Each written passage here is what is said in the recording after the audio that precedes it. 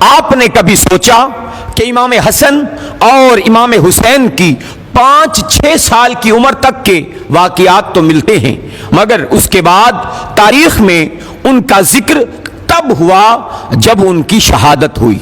کئی نامور اصحاب جیسا کہ حضرت سلمان فارسی کہ جس کے بارے میں نبی کریم نے فرمایا کہ اگر علم ثریا ستارے پر بھی ہو اہل فارس وہاں پہنچ جائیں، حضرت ابو ذر کہ جنہیں زمین پر سب سے سچا انسان قرار دیا، حضرت مقداد کہ جن کی جنت مشتاق ہے، حضرت ابو ایوب انصاری کہ جو نبی کریم کے مدینہ میں میزبان تھے، حضرت جابر بن عبداللہ انصاری کہ جو نبی کریم سے لے کر ان کی 5ویں نسل تک حیات رہے، حضرت عمار بن یاسر کہ جن کی شان میں آیات نازل ہوئی، حضرت بلال حبشی کہ جو مؤذن رسول تھے۔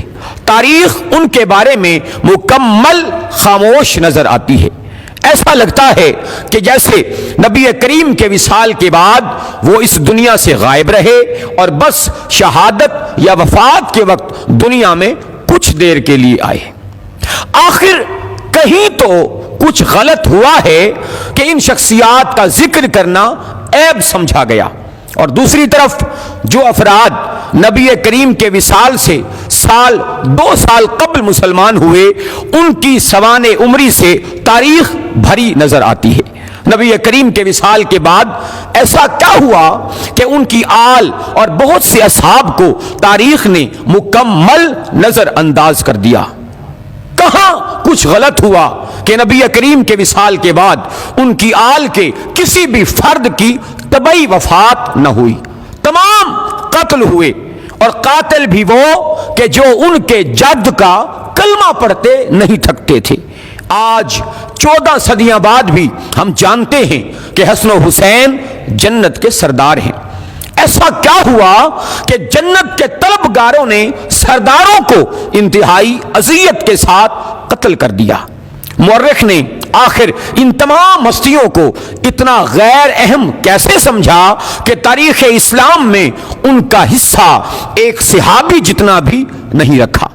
کربلا اچانک نہیں ہوئی، ایک طویل نفرت تھی جو دلوں میں پنپ رہی تھی۔ جوں جوں وقت گزرتا گیا نفرت بڑھتی رہی، اور ہر ہستی کے بعد دوسری ہستی پر پہلے سے زیادہ ظلم ہوتا نظر آیا۔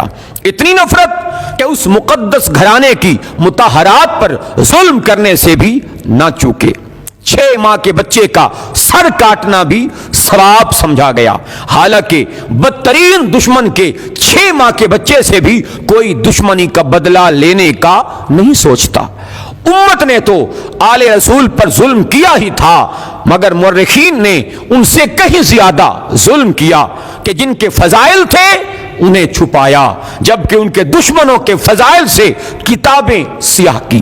واقعہ مباہلہ میں بنص قرآن 5 ذوات مقدسہ میدان میں توحید کے گواہ بن کر پیش ہوئے، اور قرآن مجید نے انہیں صداقت کی سند عطا کی۔ واقعہ مباہلہ کے کچھ مدت بعد ان 5 ہستیوں میں بزرگ ترین ہستی کا وصال ہوا تو جنازے میں کتنے کلمہ گو تھے؟ پھر 75 یا 95 دن بعد اسی گھر کا دوسرا جنازہ رات کی تاریکی میں اٹھا، اور چند مخلصین کی موجودگی میں بڑی خاموشی اور مظلومیت سے دفن کر دیا گیا، اور نشان قبر تک مٹا دیا گیا جو آج تک نہ مل سکا۔ پھر اسی گھرانے کا تیسرا جنازہ 40 ہجری میں کوفہ سے آدھی رات کے وقت اٹھا، اور پشت کوفہ ریت کے ٹیلوں کے درمیان خاموشی سے دفن کر دیا گیا، اور مدتوں قبر کا نشان نامعلوم رہا۔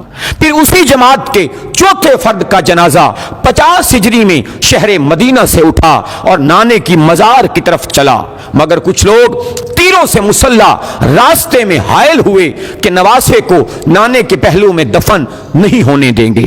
آخر وہ جنازہ بقیع کے عوامی قبرستان میں دفن کر دیا گیا۔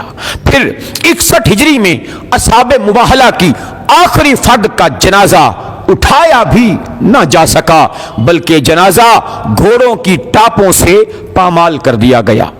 بحیثیت مسلمان کیا ہمیں یہ حق نہیں کہ کم از کم ہم بول رہی ہے اسلام سے، یہ تو پوچھیں کہ جن کی صداقت کا گواہ خود اللہ ہے اور وہ توحید خدا کے گواہ ہیں، امت رسول نے ان کے ساتھ یہ سلوک کیوں کیا؟ اس ویڈیو کو لائک کریں، شیئر کریں، کمنٹ کریں اور میرے اس چینل کو سبسکرائب کریں اور پیج کو فالو کریں۔ اللہ تعالیٰ آپ پر اپنا فضل و کرم عطا فرمائے، آمین۔